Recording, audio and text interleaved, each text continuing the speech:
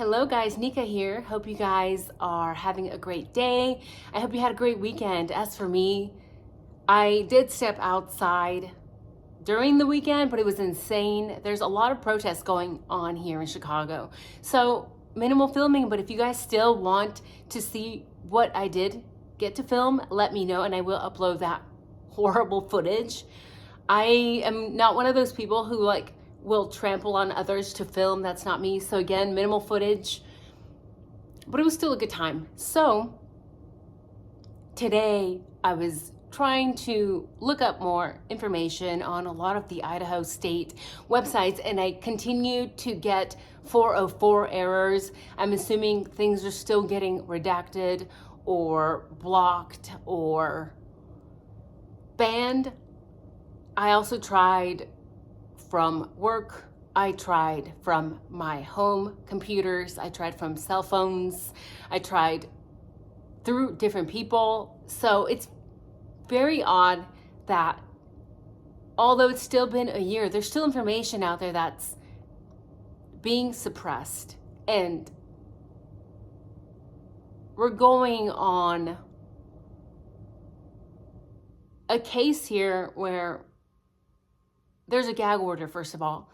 So that leaves a lot of room for people to assume a lot of things, to speculate. By the way, yes, these videos are my personal opinions, personal speculations, and you are more than welcome to share your own opinion so long as you're being respectful in the comment sections.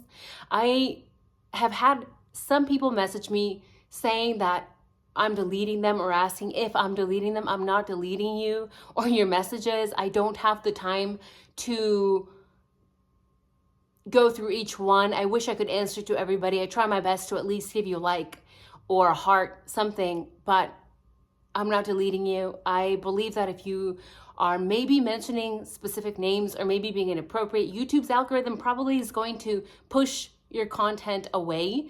I do know that YouTube does block some of the messages if you're consistently posting. So just wanted to clear the air there.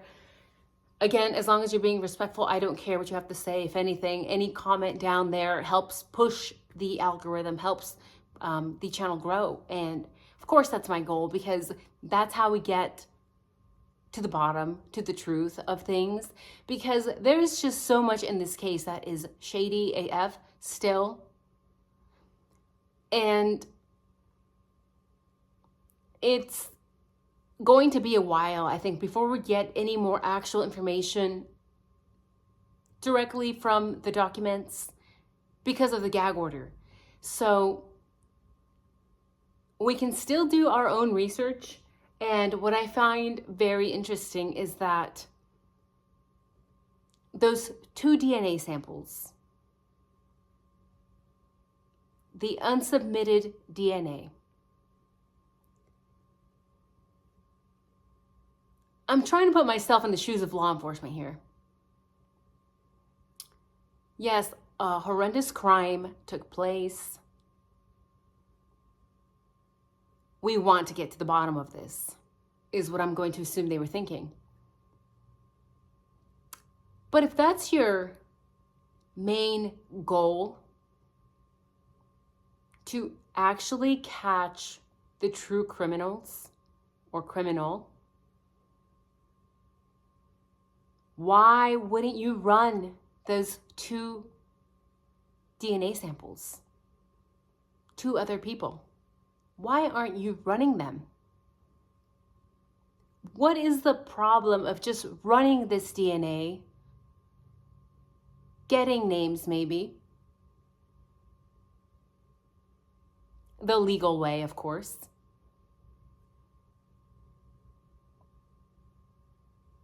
getting these names and clearing them out? If they're not problematic people who were involved in this, why are we not running them? When I first read the affidavit, my gut immediately wrenched. When I saw that there were 2 other unsubmitted DNA specimens, that alone should be a red flag to anybody who actually read the affidavit. And you guys know I'm always telling you, read the documents yourself. Pull up the documents yourself if you can. Yes, it's time consuming. Yes, it's worth it. Because that way you don't have to go by some Reddit or 4chan or whatever social media site you go to get your information. You're going straight to the source. And even then, the main source could potentially be contaminated. So is it possible that maybe, just maybe, somebody in LE is involved directly? Maybe in the way of a cover-up? Maybe in the way of protecting these frat students?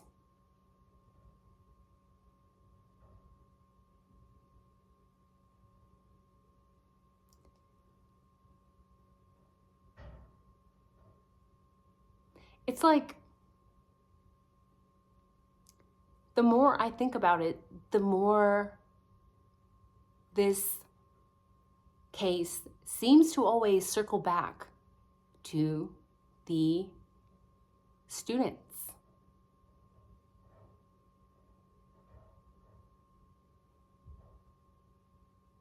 And people have asked me, why do you keep focusing on them? They're innocent young people. They just want to party and study and move on with their lives, Nika. You are unhinged.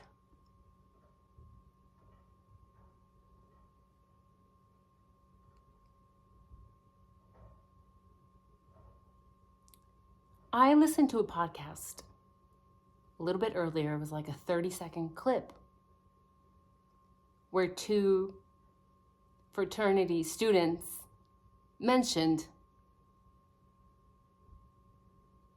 a male saying that he knew that there was something wrong because he could see the police car arriving to the scene.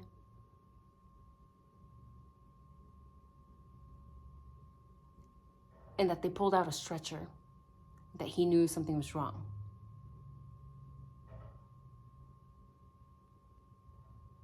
Okay. Then you hear the voice of a female in the podcast saying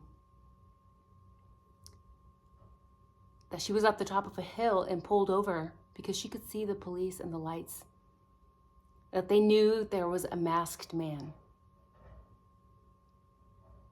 What? How did you know that there was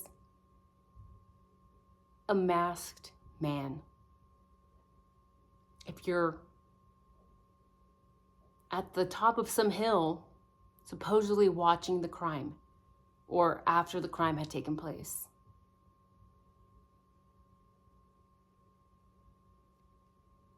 The only reason I could think that they knew was because potentially Dylan and Bethany were texting people. And we know, allegedly, that they were texting people.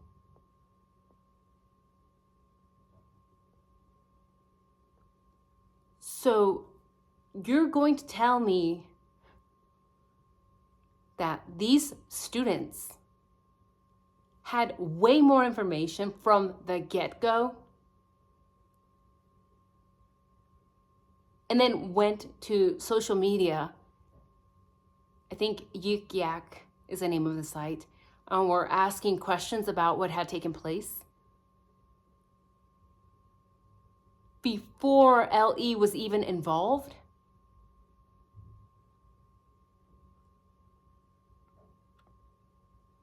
I think it's a possibility. It's very possible if Dylan and Bethany had all the time in the world to call all their friends or whoever showed up over. And 8 hours later, they finally called LE. Imagine how contaminated the scene could possibly be. And the fact that in the affidavit, it is stated that there is a shoe print similar to the shoe prints that are seen in Van's shoes, the same shoe that Dylan is known to wear. Is it possible that more people within these fraternities, these sororities, know about what took place? Is it possible that maybe they were all in it together and maybe LE is now just potentially covering up because guess what? Without those students there,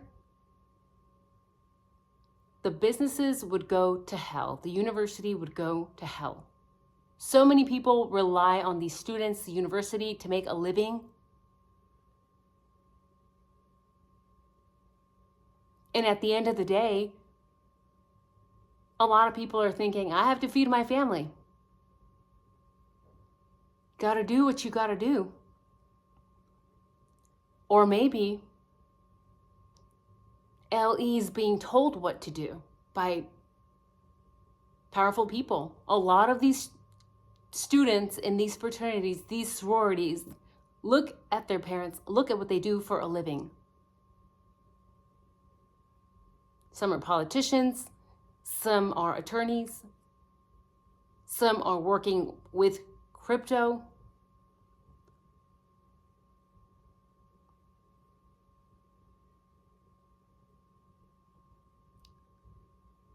You guys know I'm a veteran. I don't want, for my brain, for my first instinct, to be a negative one of LE.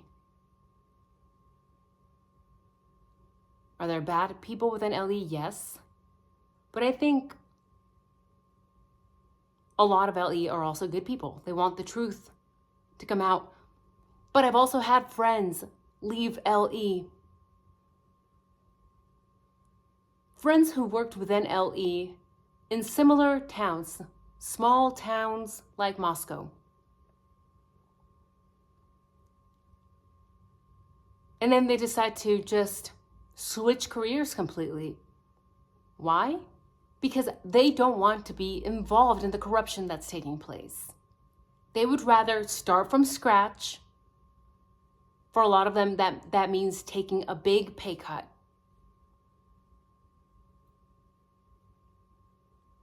Because these people that I know that have left LE in these circumstances, they would rather make less money and lived an honest lifestyle.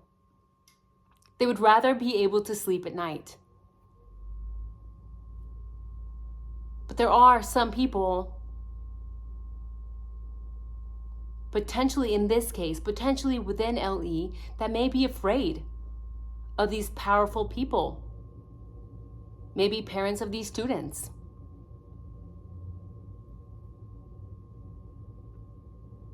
There are a lot of these students who look extremely suspicious. Starting with the 2 survivors, not to mention all of the white launchers that were seen, not to mention all the jacks. And then you bring in the other BK, that whole mess that happened with LE. By the way, have you guys watched that footage? It's insane. It's 5 hours. Brent Kopaka. I have my own thoughts about that footage. Either LE really effed up, or Brent is alive and well and an informant. Is it possible that the 2 BKs are related, correlated? Maybe.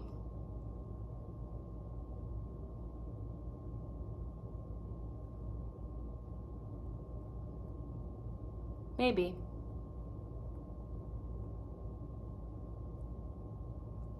But at the end of the day, in my opinion, sororities, fraternities are toxic. As myself, somebody who has studied at universities, hazing within these fraternities, these sororities, is real. It's very real. And the students that end up harmed from these hazings, it's very high.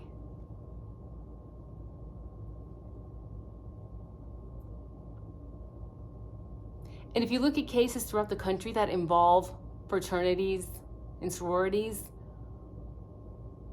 this is not the first one that has committed horrible crimes. So I dare you, look it up. It's very easy to get tunnel vision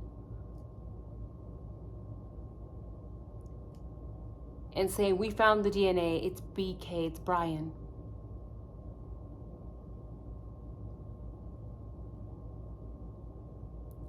But too much money, too much power,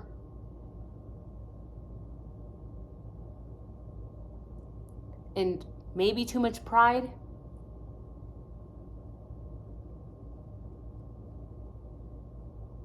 I don't know.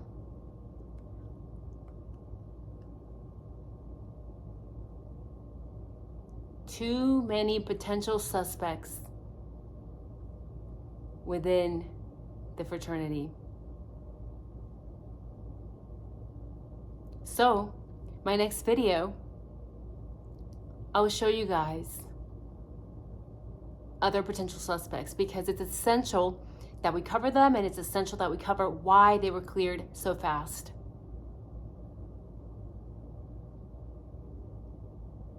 Is it possible that LE might be able to revisit some of those students? Maybe go interrogate them again? I think it's necessary. So long BK has yet to be convicted, he is innocent until proven guilty. I don't care about what your personal opinion is. Yes, I'm listening. Yes, I'm willing to hear it. Yes, I'm willing to discuss. But at the end of the day, he is innocent until proven guilty within the courts.